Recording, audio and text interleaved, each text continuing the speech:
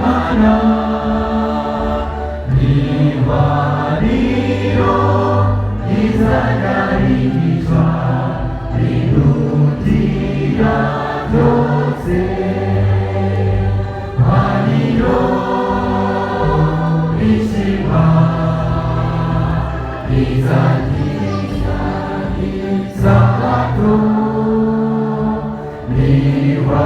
ihwaniro izagarigishwa rinutira byose nibonane y'ibyugingo ngo n'uburyo rihana